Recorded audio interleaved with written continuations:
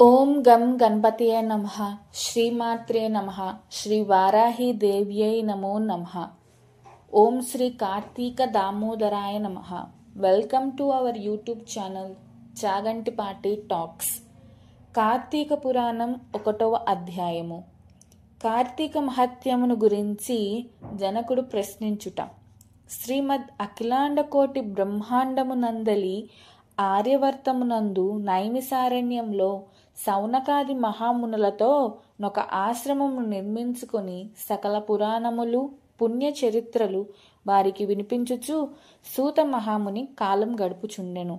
ఒకనాడు సౌనకాది మునులు గురుతుల్యుడగు సూతుని గాంచి, ఆర్య, తమ వలన అనేక పురాణేతిహాసములను వేదాంగములు రహస్యములను సంగ్రహంగా గ్రహించినారము.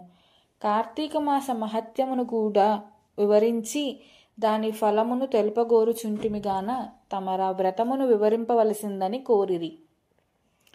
అంత నా సూత మహర్షి, ఓ మునిపుంగవులారా, ఒకప్పుడు ఇదే కోరికను నారదుడు సృష్టికర్తగు బ్రహ్మను కోరుకొనగా బ్రహ్మదేవుడు అతనికి, విష్ణుమూర్తి లక్ష్మీదేవికి, సాంబశివుడు పార్వతీదేవికి తెలియచేసిన విధముగా నా గాథను వినిపించెను. అట్టి పురాణ కథను మీకు తెలియజేయుదును. ఈ కథను వినుట వలన మానవులకు ధర్మార్థములు కలుగుటయే కాక వారు ఇహమందును పరమందును సకలైశ్వర్యములతో తులుతూగుదురు. కావున శ్రద్ధగా నాలకింపుడని ఇటు చెప్పెను. పూర్వం ఒకనొక దినంబున పార్వతీ పరమేశ్వరులు గగనంబున విహరించుచుండగా పార్వతీదేవి, ప్రాణేశ్వర, సకలైశ్వర్యములు కలగజేయనట్టిది సకల మానవులు వర్ణభేదములు లేక ఆచరించదగినది శాస్త్ర సమ్మతమైనదని, సూర్యచంద్రులు ఉన్నంత వరకు నాచరింపబడేది అగు వ్రతమును వివరింపుడని కోరెను. అంతట మహేశుడు మందహాసమునరించి, దేవి, నీవు అడుగుచున్న వ్రతము స్కాంద పురాణమున చెప్పబడి ఉన్నది. దానినిప్పుడు వశిష్ఠ మహాముని మిథిలాధీసుడగు జనక మహారాజునకు వివరింపబోచున్నాడు. చూడు, ఆ మిథిలా నగరము వైపు అని మిథిలా నగరపు దిశగా చూపించెను.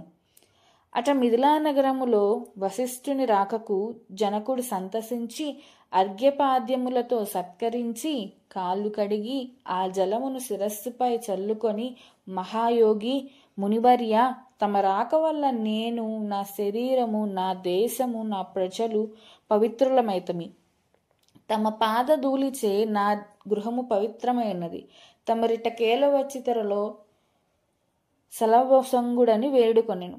అందులకు వశిష్ఠుడు, జనక మహారాజా, నేనొక మహాయజ్ఞమును చేయ తలపెట్టి తిని దానికి కావలసిన అర్ధబలము అంగబలము నిన్నడిగి క్రతువు ప్రారంభించాలని నిశ్చయించి ఇటు వచ్చి తిని అని పలకగా, జనక మహారాజు, మునిచంద్రమ, అటులనే ఇత్తును, స్వీకరింపుడు.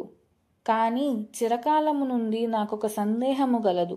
తమ బోటి దైవజ్ఞులను అడిగి సంశయం తీర్చుకున్న దలచితిని. నా అదృష్టము కొలది ఈ అవకాశము నాకు దొరికినది. గురురత్న, సంవత్సరములో గల మాసములన్నిటిలో కార్తీక మాసమే ఏల ఎంత పవిత్రమైనది. ఆ కార్తీక మాస గొప్పతనమేమి అను సంశయము నాకు చాలా కాలం నుండి ఉన్నది. కావున తాము కార్తీక మహత్యమును గురించి వివరించవలసిందని ప్రార్థించెను. వశిష్ఠ మహాముని చిరునవ్వు నవ్వి, రాజా, తప్పక నీ సంశయమును తీర్చగలను. నీ చెప్పబో వ్రతకథ సకల మానవులను ఆచరించదగినది, సకల పాపహరమైనది అయి ఉన్నది. ఈ కార్తీక మాసమును హరిహర స్వరూపము. ఈ మాసమునందు ఆచరించు వ్రతము యొక్క ఫలం ఇంతని చెప్పలన్నవి కాదుది. వినుటకు కూడా ఆనందదాయకమైనది.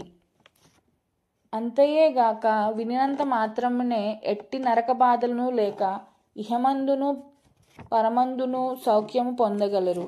నీ బోటి సజ్జనులు ఈ కథను గురించి అడిగి తెలుసుకొనుట ఉత్తమమైనది. శ్రద్ధగా ఆలకింపుమని ఇట్లు చెప్పసాగెను.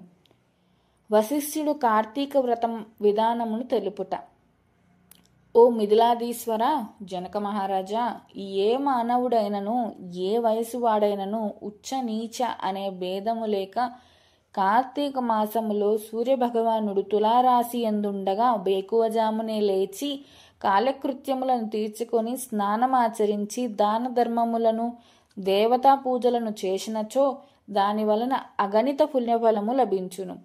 కార్తీక మాసము ప్రారంభం నుండియే ఇట్లు చేయుచు విష్ణు సహస్రనామార్చన, శివలింగార్చన ఆచరించుచు ఉండవలెను. ముందుగా కార్తీక మాసముకు అధిదేవతయగు దామోదరునికి నమస్కరించి, ఓ దామోదర, నేను చేయు కార్తీక వ్రతమును ఎట్టి ఆటంకములు రానియక నన్ను కాపాడుము అని ధ్యానించి ఈ వ్రతమును ప్రారంభింపవలను. కార్తీక స్నాన విధానము. ఓ రాజా, ఈ వ్రతం ఆచరించు దినములలో సూర్యోదయముకు పూర్వమే లేచి కాలకృత్యమును తీర్చుకొని నదికి పోయి స్నానమాచరించి గంగకు, శ్రీమన్నారాయణకు, పరమేశ్వరునకు, భైరవునకు నమస్కరించి సంకల్పము చెప్పుకొని మరలా నీట మునిగి సూర్యభగవానుకు అర్ఘ్యప్రదానము మొసంగి పితృదేవతలు క్రమప్రకారంగా తర్పణములు నొనర్చి గట్టుపై 3 దోసిళ్ల నీళ్లు పోయవలెను. ఈ కార్తీక మాసముల్లో పుణ్యనదులైన గంగా, గోదావరి, కృష్ణ, కావేరి, తుంగభద్ర, యమున మున్నగు నదులలో ఏ ఒక్క నదిలోనైనా స్నానమాచరించిన ఎడల గొప్ప ఫలము కలుగును. తడిబట్టలు విడి మడిబట్టలు కట్టుకొని శ్రీ మహావిష్ణువుకు ప్రీతికరమైన పుష్పములను తానే స్వయముగా కోసి తెచ్చి నిత్య ధూప దీప నైవేద్యములతో భగవంతుని పూజ చేసి గంధము తీసి భగవంతునికి సమర్పించి తాను బొట్టు పెట్టుకొని పిమ్మట అతిథి అభ్యాగతులకు పూజించి వారికి ప్రసాదమిడి తన ఇంటి వద్ద గాని దేవాలయంలో గాని లేక ఒక రావి చెట్టు మొదట గాని కూర్చుండి కార్తీక పురాణం చదవవలను.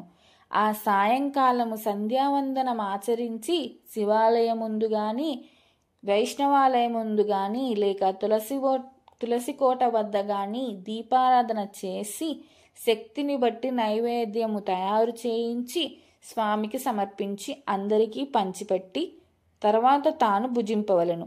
మరునాడు మృష్టాన్నముతో భూతతృప్తి చేయవలను. ఈ విధముగా వ్రతమాచరించిన స్త్రీ పురుషులకు పూర్వమందున్న ప్రస్తుత జన్మమందున్న చేసిన పాపములు పోయి మోక్షముకు అర్హులగుదురు. ఈ వ్రతము చేయుటకు అవకాశం లేనివారు వ్రతము చేసిన వారలను చూచి వారికి నమస్కరించునచో వారికి కూడా తత్సమాన ఫలము దక్కును.